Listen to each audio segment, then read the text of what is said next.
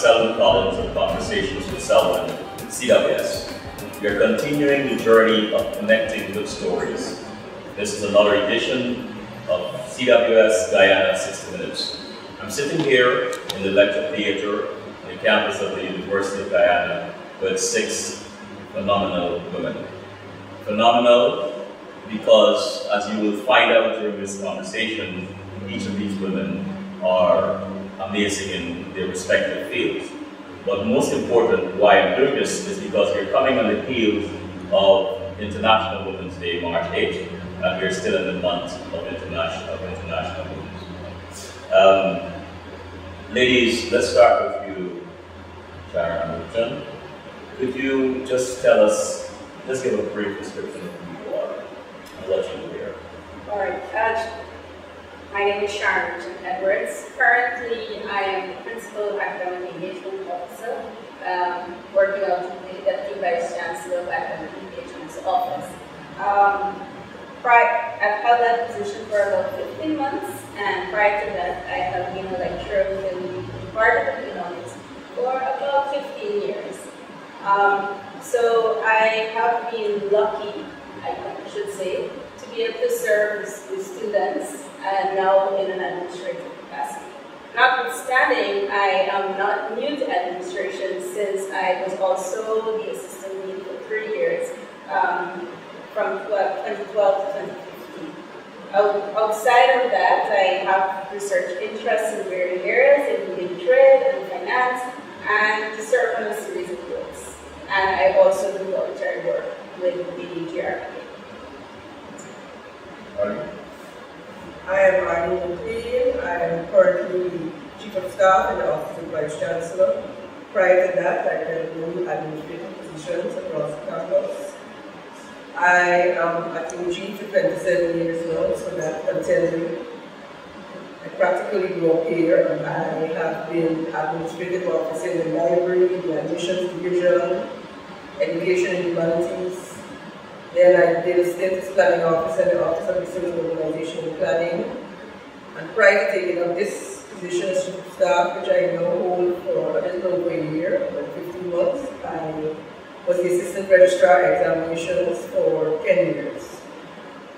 So I've been at UG practically all my life, and I quite enjoy being here. It's like home away from home. I'm Hannah Rose, and I have been at the University of Guyana for over 10 years now. I am specifically located at the University of Guyana Berks campus.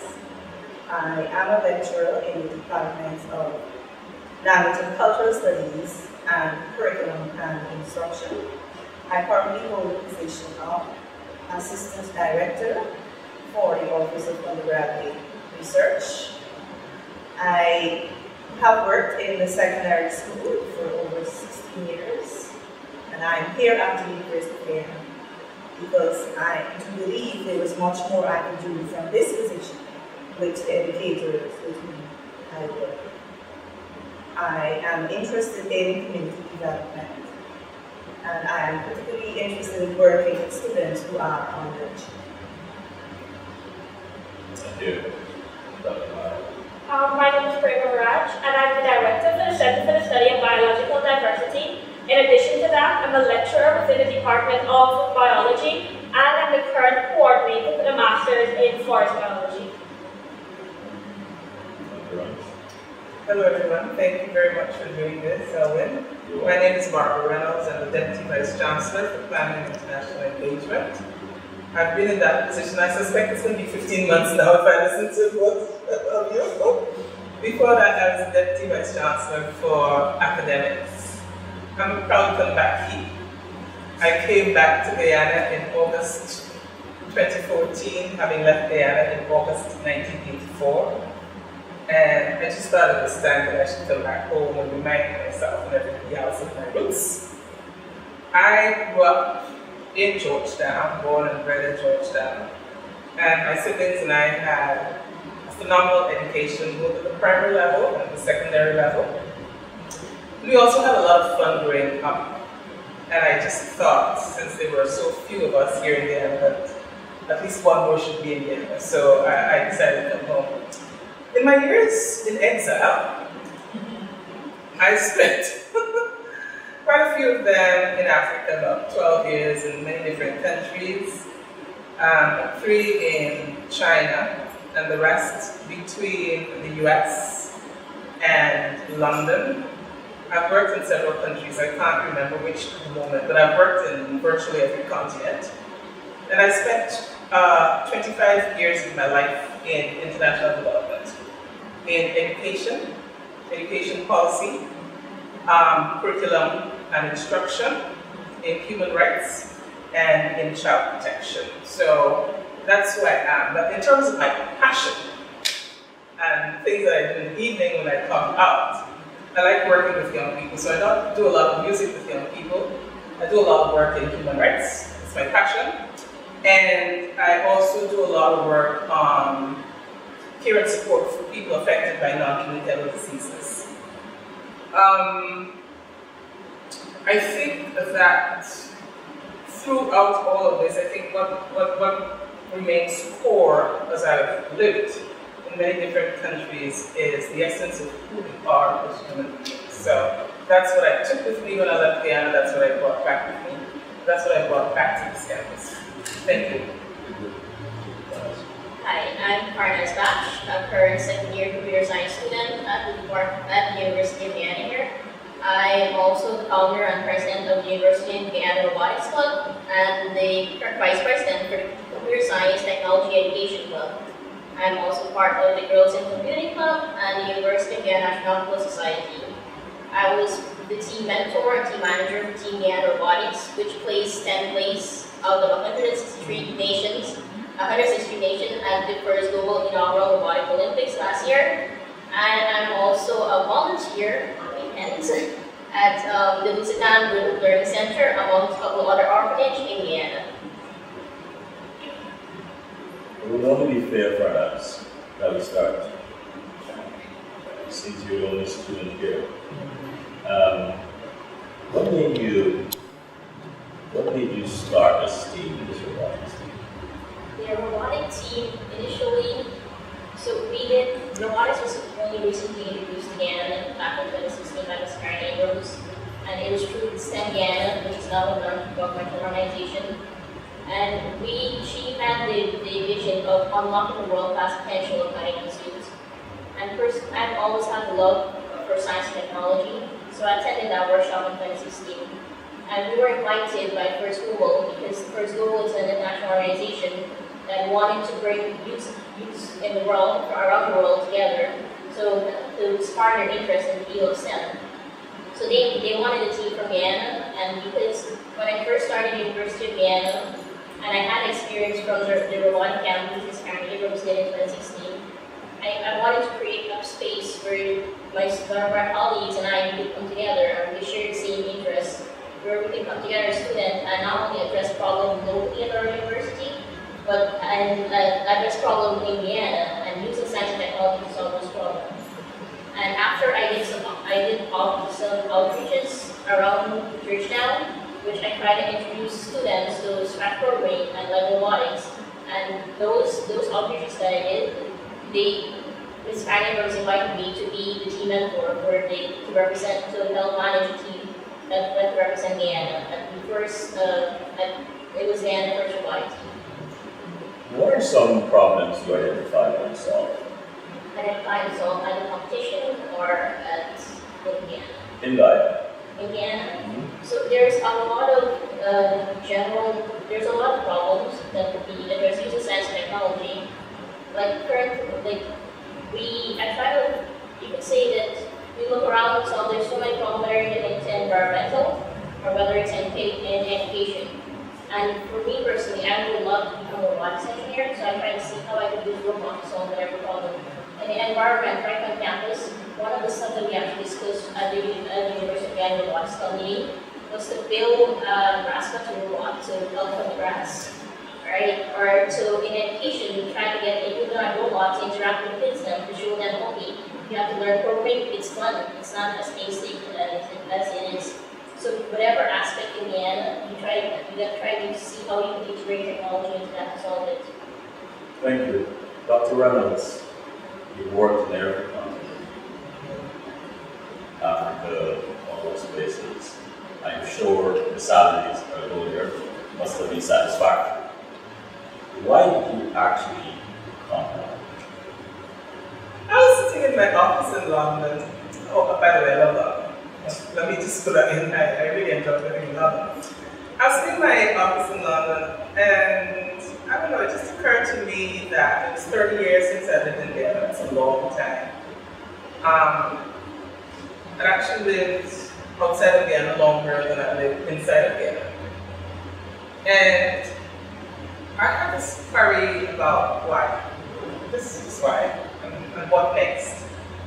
And so, you think about these things, but you don't really do anything about it. So someone sent me the ad, and I applied.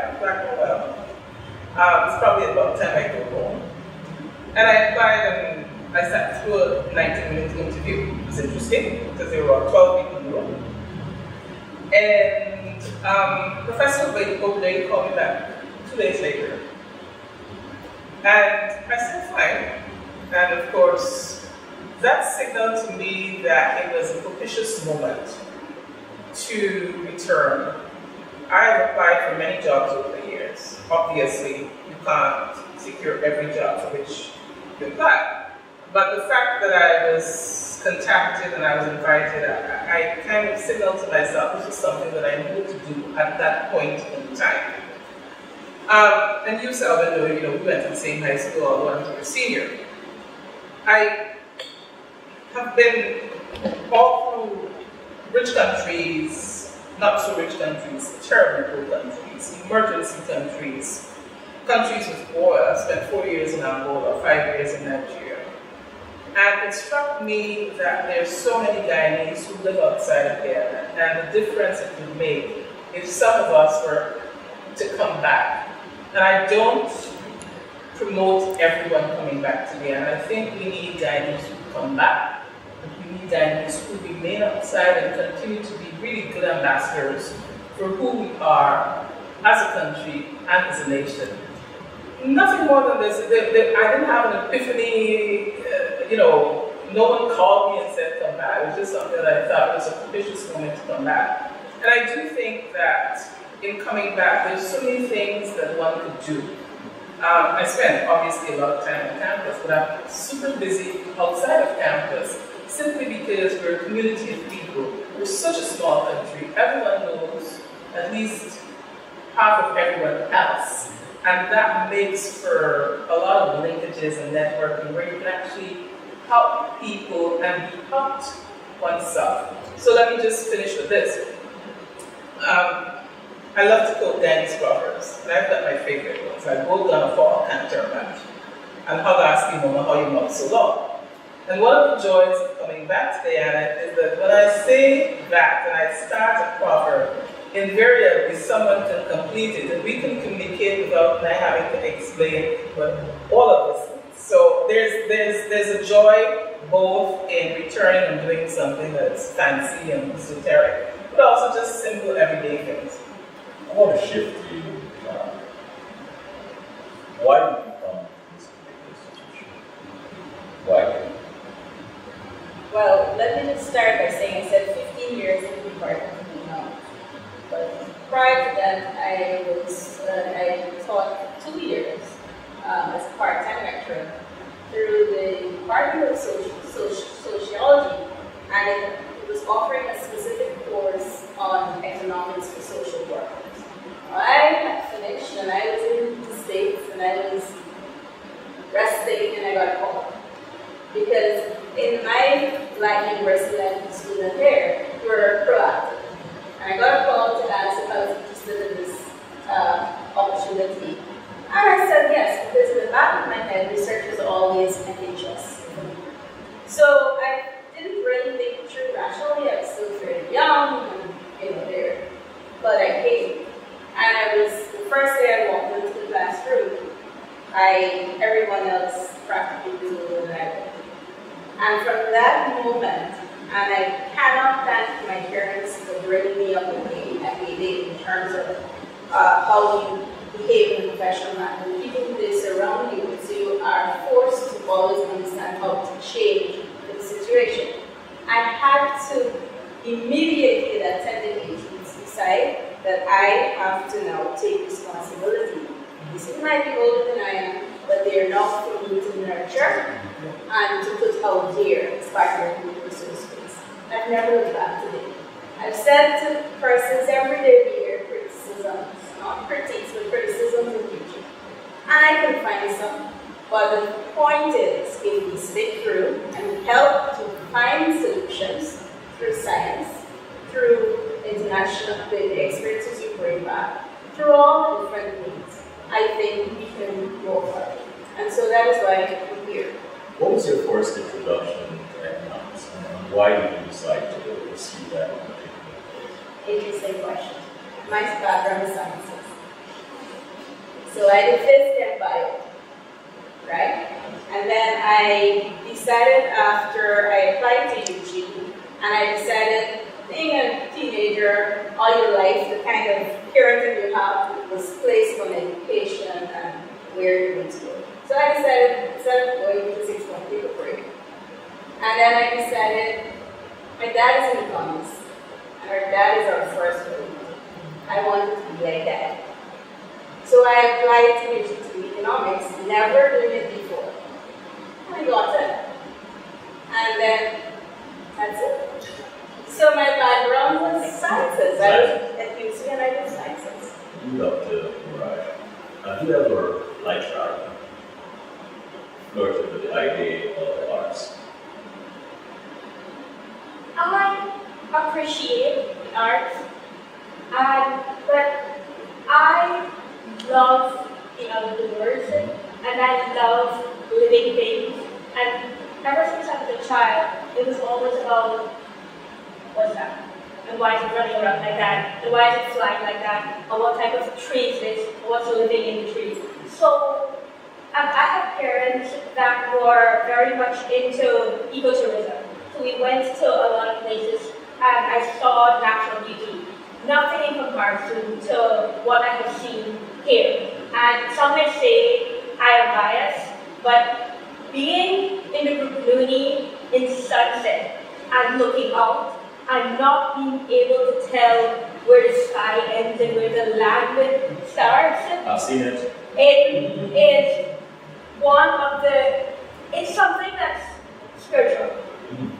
It is. And it touches you to a level where you realize that this is something that is, it's not just about humans, it's about nature and it's about the interconnection. And I wanted to be a part of that. I wanted to investigate and I wanted to discover and I wanted to appreciate what we had a little bit more. So unfortunately, I haven't, aside from literature in school and music that we have been exposed to at high school level, for me it's always been about biology. You could have been an explorer, an adventurer, botanist. You could work outside of the fields. What is the lure to classroom? Oh, what I do. So part of what I do, in addition to teaching, we're very active field biologists. And for example, my research for my master's occurred in the Amazon forest.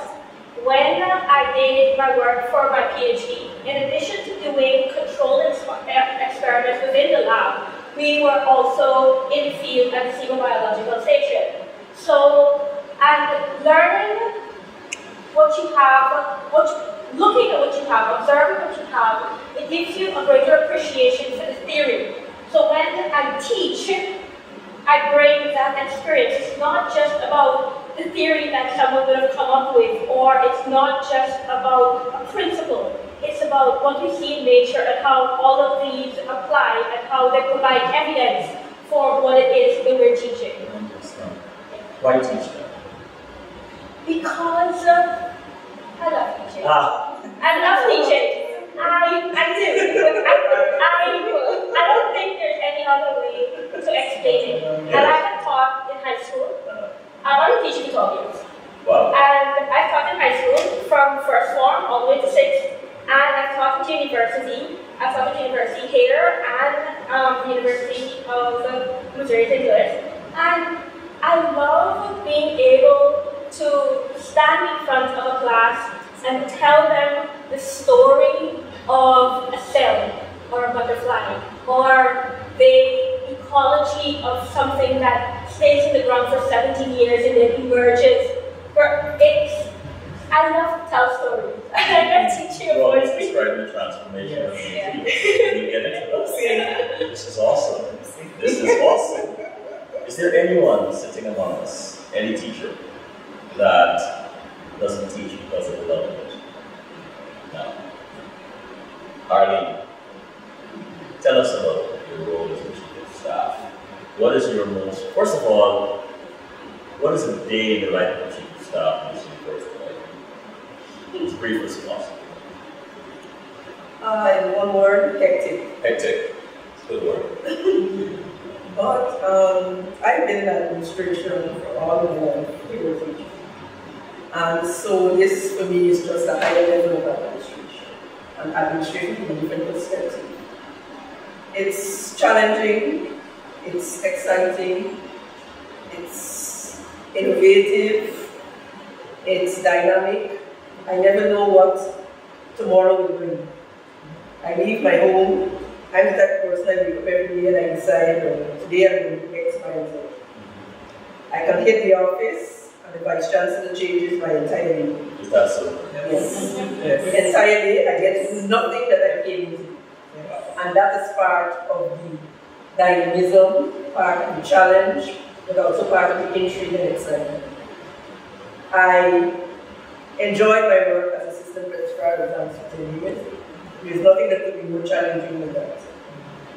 But as chief of staff, there is more, it is more absorbing, it's more interactive, and interactive at a different level, interactive from a different perspective.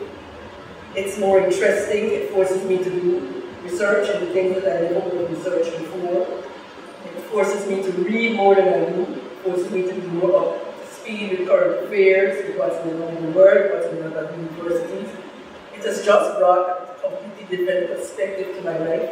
I have grown tremendously, I think, over the past year.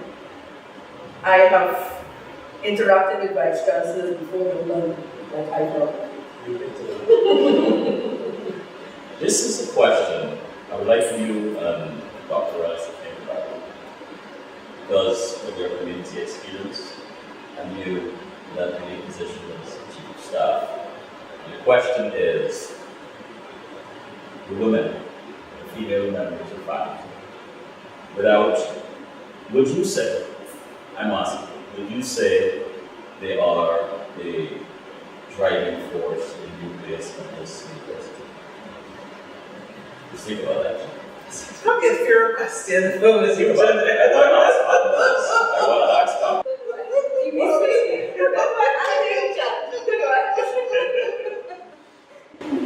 Lecture.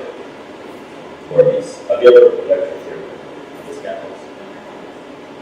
Yeah. Would you like to? I've been asked several times on certain conditions that What would you say to the panel here is perhaps unique and works? And I'm asking this question, it's kind of unfair because you've never worked here before. But what is it about the Burmese campus that sort of would be here? I need to give you the basic background. I worked in the secondary school for over 16 years. We're talking group. And I sort of felt helpless in the sense that there were so many things you saw that were not going well. There were so many problems and no solutions. And there were times when you would approach the head teacher and make recommendations. And he would say to you, this cannot be done, that cannot be done because of others. And one of the things that I saw was that there was a big disconnect between what's happening in the what's happening now and now that I'm here, what's happening here, and the realities of classrooms in which the teachers are working. And so for me, I recognize that some of the problems we have are impacting our communities. And that, where we have schools that are cutesy, ambitious, and Blackbird Design Multi, where it is really composed of capacities in those groups.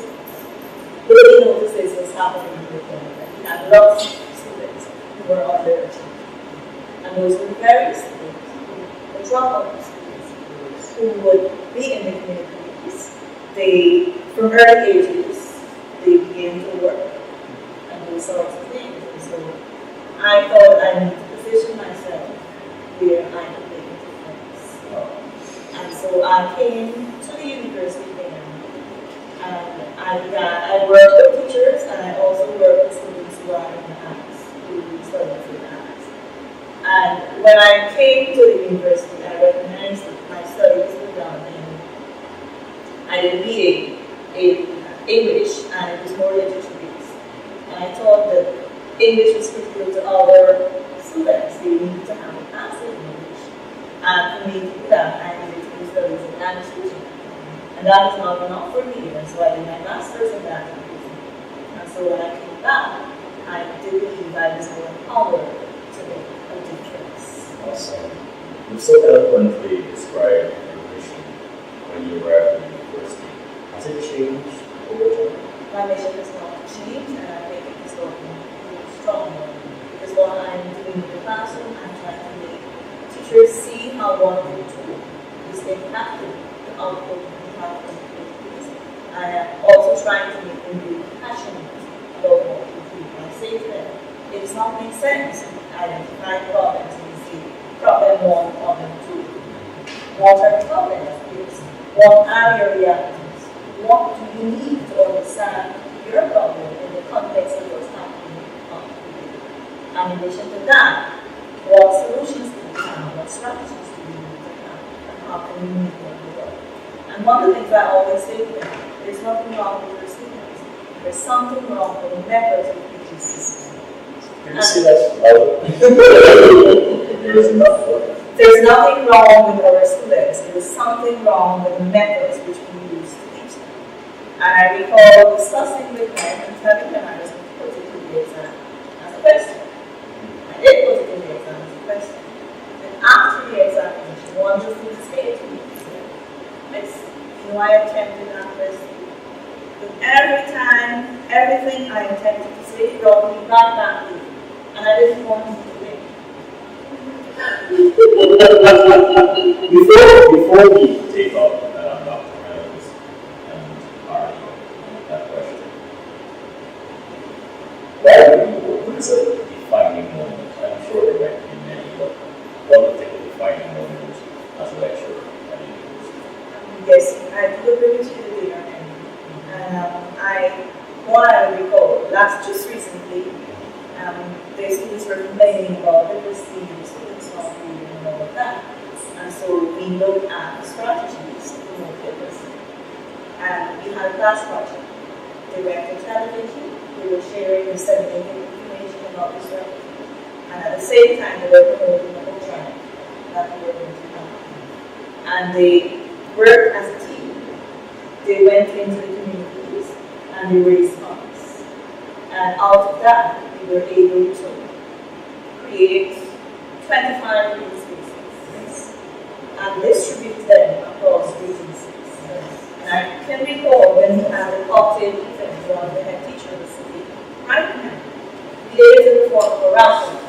And what he said to when we did the draw and the schools were pulled, he said, my school is not winning, but I'm really happy with those schools that are winners. Because those are schools that need what you offer. Yes, the ministry is doing their part, but sometimes it's not enough. And we're able to get schools from Balkan, Siparuta, Oriana, quite a number of schools. And what I was really excited about, what I would say is one of my defining moments, was some of the things skills that I'm trying to empower in the student. You know, sometimes the light bulb goes off in your head and you say, well, the student took that project and worked on it. I stepped back and I was just a facilitator. And I always thought about identifying problems and finding solutions. They worked on their project. And every time they encountered numerous challenges. And every time they encountered a challenge, they would call me, Miss, we have a problem. But this is what we did. And we are calling you for. Awesome. Dr. Reynolds, let's see. Let's start with Dr. Reynolds. I don't know. The University of Guyana is a complex subspecies. I'm inclined to think it's 50-50. But in a curious way. I don't have the data in front of me, but from my interaction, there's also numeric balance, and Mr. Edwards can confirm or otherwise. My sense, though, that what makes this university belong is less about who is what gender and more about what drives individual and collective thought. And one can visit virtually any of the faculties, any of the campuses, any of the locations, and within, depending on the location, 2 or 3 encounters, figure out who the thought leaders. And from there you can almost map how that unit is evolving. It's an interestingly conservative campus, which is to say there are many people who believe that the status quo should update. And so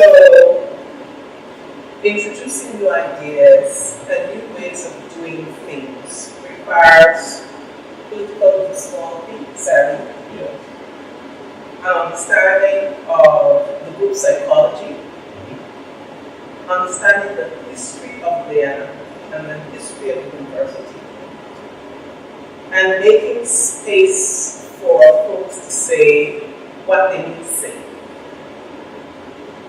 and then hoping to move on after that. That's my experience. Well bred, but still often perceived as an outsider and treated as that.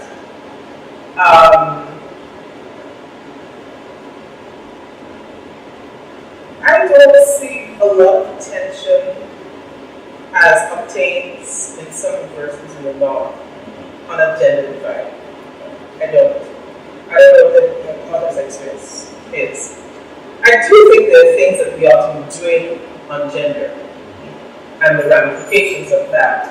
But there's no major tension to me. I don't know what the thought is, but I really don't see that tension. Let me go to Arlene and what's your take on that? There's no major pronounced tension I see, but there are tensions. I always felt those tensions being here for such a long time. There are more women in higher education, and there are more female students here, there are more female lecturers here, and there are more female. For instance, if you come to Vice Chancellor, it's made up of far more females in terms of the workforce.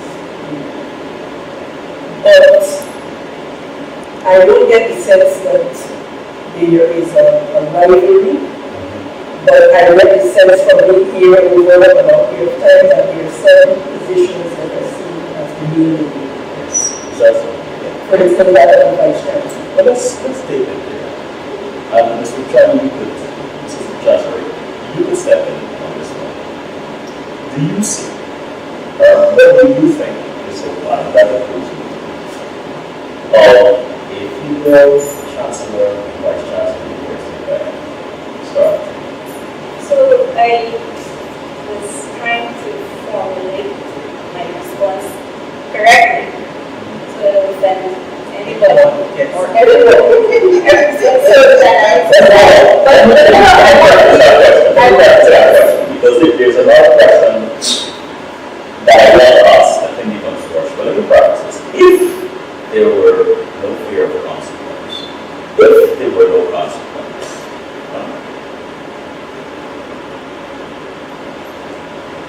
How would you answer that question? Alright, so let me start with the whole idea of preventive and economic. I'm important enough to not care really about the consequence. That's good. Right? So my response, I just wanted to sound proper as I bring it over. That's it, not that it's not true. I do think that we have skills and the people that have a commitment and all those right characteristics to lead a university, both at the chancellor's level as well as the vice chancellor's level. I'm not saying that the ones we have, they're not saying I want to replace what we have, because what we have, we're working to improving our university and we see it. However, the question is, do I see? Yes, one of my visuals is one way to see that we can say at some point in time we have either the head chancellor of the building. And the thing is that I always say numbers is not necessarily giving place you the right place for decision making. And I was listening to a program not too long ago, and I had to agree somewhat with this statement. I did say that, and she said sometimes women just don't want to take up positions when they're offered. And you really can bring them, it comes back to culture and tradition, that type of thing. So the dynamics is so much that you have to work. And I do, when I heard that we were able to do this, and that's why I think I have stuck in the place where we can influence, is how can we get people to be more confident, build those esteems, be assertive enough to be gentle but forceful in what direction they want to see changes. Because we're not only educating a base for resource base, but we're educating transformation. There's so tuned for transformation.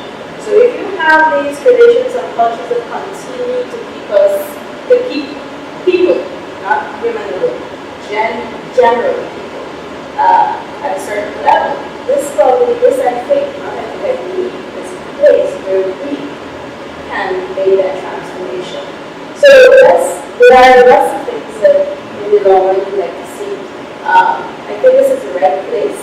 I agree with DPC and Chief of Staff that you have the dynamics, but I think that when you're put in your roles of leadership and about the administration or in front of the classes that have to pass through, you have to understand all the different people and behavior to be able to find that way to get what you want to get. This particular question, first I wanted to take a stab at it. But Dr. Reynolds, I also want you to, from your experiences, give us some kind of an answer. But here's the question. In the community, in the society, there seems to be a widening gap between the genders at the young people level. I'm hearing at Queen's College and Bishop, and I'm only calling these schools because they come to mind, but at the high school level. The girls are more academically astute. Whenever they are selecting people for special assignments, girls are being picked, and boys are sort of in biology, in muscularity, but sociologically, boys are sort of progressing, withdrawing, and so on. Do you find that? And I mean, well, let me ask you another question. What are your experiences where that is concerned as a student? So I have worked with youths from tertiary, primary, and secondary level, and currently at tertiary level. And when you put our petition out there, you do find more people is actually just rushing towards a rapid opportunity, especially here at the University of Guyana. What do you think that is? Honestly, there's this sense of responsibility that a lot of people feel that females are more responsible. So some people actually do entrust females more on certain topics, certain topics. But at the same time, I do believe that both gender are equal boys who would think that okay, maybe they're working, they're not looking for a certain position and stuff.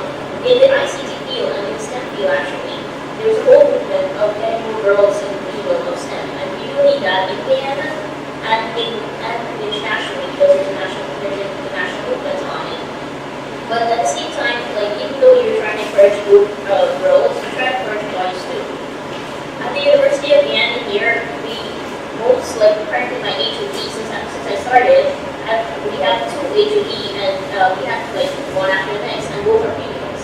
And I do feel that when I look at them, it's like there's a sense of responsibility here that I can trust them with whatever I tell them.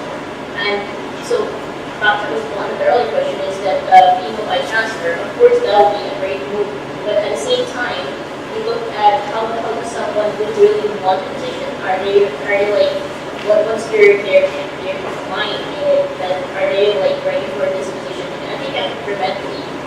So it's like it's also part of the culture gap because again you find that we're now trying to move forward and change the culture gap again, especially among our youth. So you can be part of different things, but it comes back to if they're meant to prepare for that, and it starts in many aspects of their life, not only their home. Alright, let's go back to the crux of the question, and that is boys and girls, the withdrawal. What has been your experience, just quickly, in one of your experiences, have you noticed that happening? Boys tend to pull back because, society, with all this, the advent of women's empowerment and pushing towards girls getting into science and encouraging girls and so on. Do you find that? I find more boys into the board executive still, because I'm part of executive. I find more boys in executive and they will not accept certain academic position.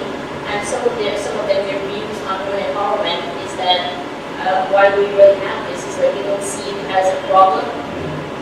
But at the same time, you don't need to find certain females that actually step up sometimes and see that women empowerment is a problem. But when it comes to an academic world, you do find females to be more responsible than sometimes. We need to have a conversation about that. Yes, we do. It's a global phenomenon. So in South Africa, in Jamaica, in Guyana, and in pockets around the world, we've seen this inversion. And I posit that it has to do with the maturity trajectory of boys and girls. At that pivotal age when boys are already outwardly focused and having fun, when they're juxtaposed with girls who just by being at home have been socialized into being responsible, the girls are going to go ahead there, physiologically also.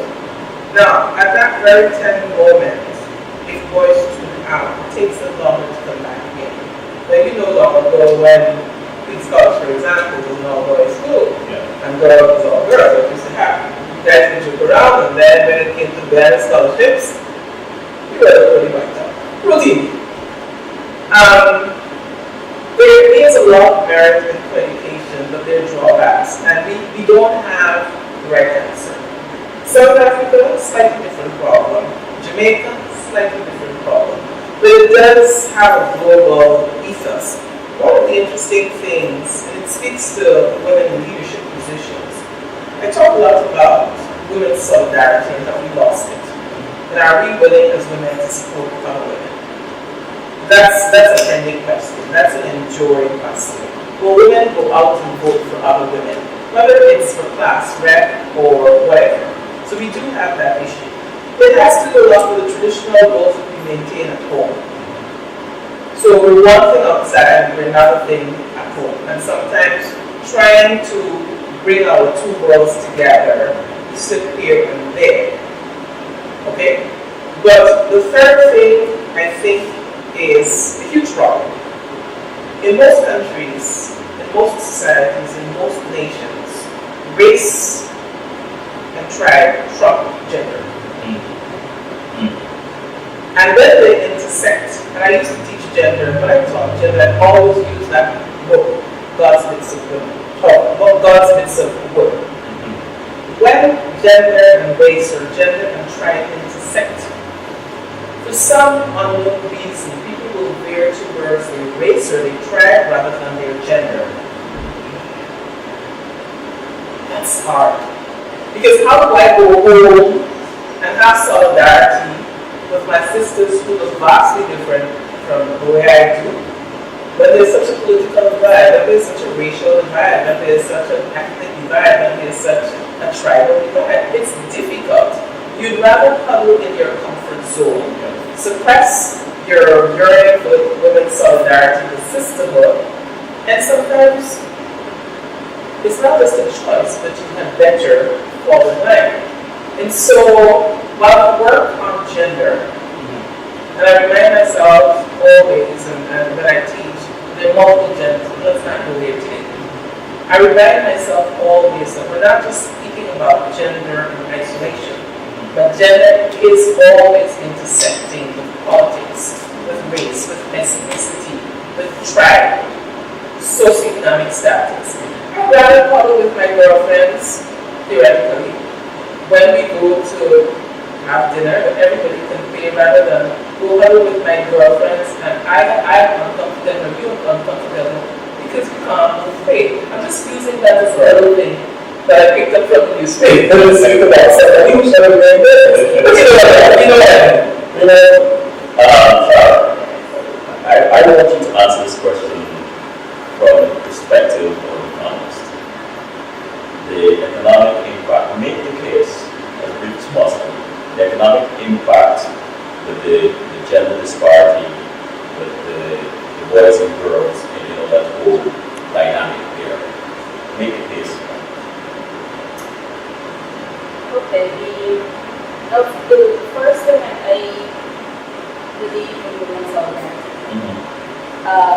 But I also believe in move forward and make changes. We have to start appreciating it as the other genders have to understand the relevance and the outcomes of pushing for if you educate women more, how it helps in terms of nutrition, health, and everything. It gives you a healthier, better, more productive body.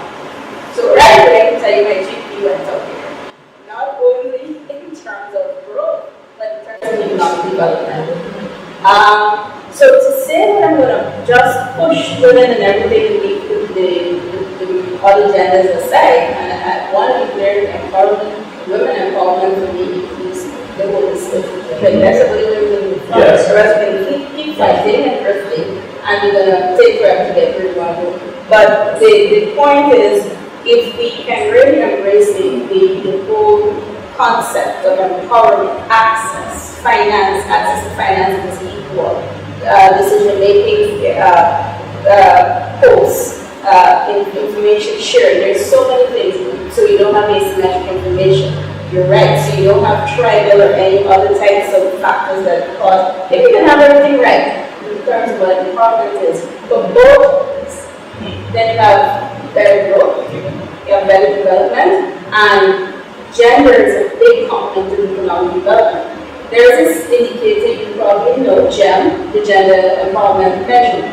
Now, what that does is really to understand gender. It's not about the numbers, and that's why I said at the beginning, that's the part that I know. It's not about the numbers, but effectiveness, right? And so, it has, from an economic perspective, maybe you're pointing your next research piece, right? But from an economic perspective, I think that if we don't understand that this works, and we push one versus another, then we push it away. Collectively, if we can start transforming, I keep saying this from this place, transforming minds, it's going to be a hard job in terms of tradition, cultures, etc. We can measure. Now, let me just elect your example of how we bring practical to the classroom. My first or second week, by my second week, I say to my students, there's something called homemaker activities, and it's not part or added to our gross domestic product, which measures growth. That is the housewife or house husband, in our case, primarily housewives, the value of their production at home and marketing. So I said to the boys in the class, the gentlemen, the young men, or whatever, whoever, why, let's test this. Because they come in the class with the attitude, a lot of them would say, yeah, I have our housewives. Go home, Give her 2 weeks off. You do everything. Wash the kids. And tell me, if you don't do it, what happens to your whole welfare? Measure it from that aspect. The second way you can measure it, bring somebody in, pay them 24/7 for 2 weeks. And value that person's, which is unfortunately not added. But it's not added in growth, but it's a development. Yeah, so I don't know if I answered your question, but I tried my best. But thank you for granting possibly an extra search piece. That's only because you have 1 more minute before you point out. Describe for us UG 2030 versus UG 2018. Oh, I would take a longer time frame. You take a long time. Yes, because when I was coming home, someone told me that if you think you get something done in 3 months, estimate that you'll get it done in 6 months. My reality is that if I think I'll get something, or if I wish to do something in 3 months, it will take a year. And so time and how we measure things is critical here. So 2013 to 2018 is quite short. Having said that, I think we could see dramatic improvements over the last few years. And let me state categorically that everyone who has had a leadership role in this university has contributed to that. We always stand on the shoulders of those who walked before us. And that is unprecedented. If they hadn't done what they did, that is not the platform that we have to move forward. We see a lot of visible improvements now. Visibility in the media, the university beginning to take up again its rightful role in framing policy issues, informing the public. We see new buildings, which is great. There's some underlying things that need to change. You know, the things that I worry about, the sewage, the electricity system, the water treatment system, the fact that we don't have an integrated management information system, the fact that we don't have sufficient offices and classrooms, the fact that we don't have food services yet on campus. So those are the unseen things that really consume large quantities of our time. Let me say this. Hope, enthusiasm, and commitment cannot be undervalued. No, we don't have all the money we need. No, we don't have all the faculty we need. No, we don't have all the classrooms we need. And we can go down the list. But what we do have is commitment, hope, and enthusiasm. They are beginning to generate some of those things that we think we need. So the new buildings and greater cash investment in the university.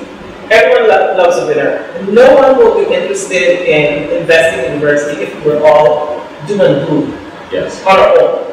And so the investors are going to come simply because we are positive that we can do it. So this can-do spirit, this can-do mentality.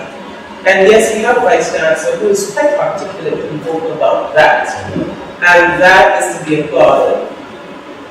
But it's the bulk of the members of the university who are also having this spirit, this can-do spirit, this commitment, this optimism that are turning things around. And I don't want to pigeonhole anyone, but there is a role for those who say, now stop and wait, or why are you doing this, or any of the things that we might inadvertently interpret as negative.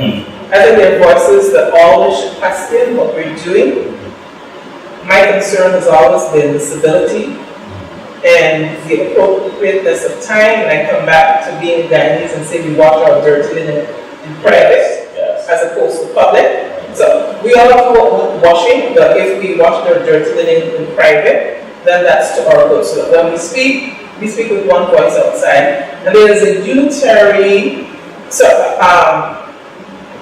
thought that permeates the atmosphere. I think we see this because all of us interact with people who are not on campus. And they're coming back to us now and telling us, yeah, things are beginning to pick up. We're hearing good things. And that is the unknown X, that success beats us. Success. I can't put a time frame on it. I wish it were tomorrow. I wish it were 2018, but as long as we're on the right track and we keep moving, we're likely to get where we need to get. I'll put you on the spot. I'll ask you 2 questions, quick answers. One, how was this university changed you as a woman? And 2, let me hear it too, because that was nice. Let me hear it too. how has this university changed you as a woman? And if you could change one thing here, what would that one thing be? If I could change one thing here, it would be a combination of a massive infusion of cash at the same time. A massive infusion of cash at the same time, coupled with a shared appreciation and understanding and acceptance of these are the 5, 6 big things that we have to do. Because those big things lay a platform for little things. Okay? And what we've been doing right now is struggling along. So, for example, we struggle with security and access and what have you. No perimeter fence. Something as simple as that would make the world a difference. So a massive infusion of cash. I'm talking serious cash, where we have the facilities that are necessary. And a clear, shared sense of these are the 5 or 6 strategic things that we have to do. And it's a question of 85% on deck, hands on deck. We'll give the 15% who don't want to come along, they're right not to come along, but with 85%, that can make a difference. Now your first question, how have I changed? I don't think I've changed so much as a female. I think I've changed a little bit as a human being. Okay, let's get that. And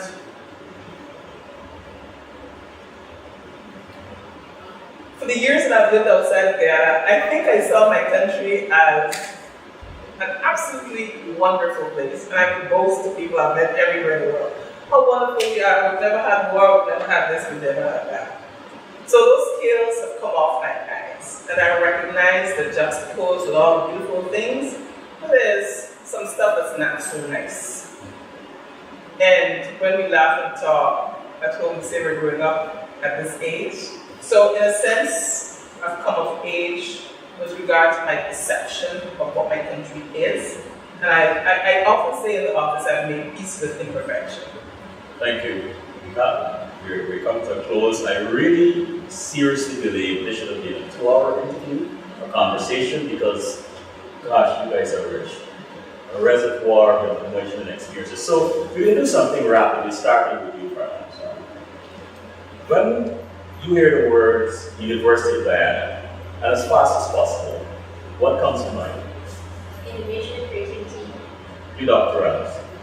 Indispensable to Guyana's development. A reservoir of potential. Another question, why should anyone visit this place? Why shouldn't you visit this place? It's not going to be a shorter answer. Guyana has wonderful people and absolutely stunning landscapes and natural resources. Awesome.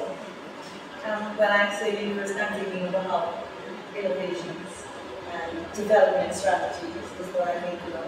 And in terms of the question, why should we want to visit? When you look at the resource position, we are not present in what that is out doing, and we're a rich source for generating Awesome. And you I think University of Guyana, I think second home, I think educational enrichment, I think nurturing maturity, I think just a great learning experience, a great living experience. And you. I think a representation, miniature representation of community. Community. It has has the races, it has the gender, it has every single thing, attitudes, science, everything in this one little micro-representation of what organic society. So this is a reflection of the society. It is a representation and it's a reflection and also it's therefore becomes a lab where we can work to make policies to transform. I'm going to steal a minute because I can't leave here without asking this question. I'll say the words, and the first thing comes to mind said. Let's start with you, Vice Chancellor Griffin. Transformation. Innovative. What he likes to use, renaissance. Perspicacity. Value and excellence. Repeat that word. Perspicacity. I don't know the meaning. Honest, you gotta put me on the spot. Please explain that word. Yeah. Well, yeah, I'm a vicious boy. This is for all who are listening. you know, I've known this guy for a long time, and I know he gets angry, He gets but he doesn't manifest it. Never shows. never. Never shows. I know he has questions about people, but he never makes you feel as if he's doubting you. He walks this campus at odd hours. He is indefatigable in terms of reaching people whom he thinks can contribute. I'm not saying that no one has done it before, but for the time and place where we are, and I don't agree with everything he does, and I'm happy when he's not here. When he was traveling last week, I said to him, VC, I'm happy you're not here for 2 weeks, so I can get some work done. I said that to him. I said, VC, I'm really happy you will be here for 2 weeks so I can get some of my work done. Okay? So there is that. But honestly, he came with this university on his mind. And I don't think he has failed to put UG first. And he's not the only person that did it. When I was acting Vice Chancellor, Chancellor Harris did the same thing. We were talking about an interesting mix of energy, pushiness, a can-do attitude, his willingness to, when you tell him no, he's going to go over and above the moon and say, let's try it again. And so all those combined, I think, we're seeing the results of that. And if we can capture that and spread it out, like I say, 85% of the population, and even though 70% of the members of this university, if we can get that attitude across 70% of the members of this university, then I think we're going to be able to push ahead. There has to be some change. Awesome. I am so glad I didn't know the meaning of that. I pretended I didn't know the meaning of that word. Yeah. He always, every time we meet, he always tells me about value and excellence. Value and excellence. Value and excellence.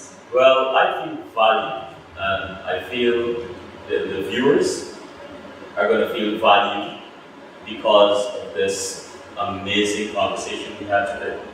I'm in the midst of excellence. Thank you so very much.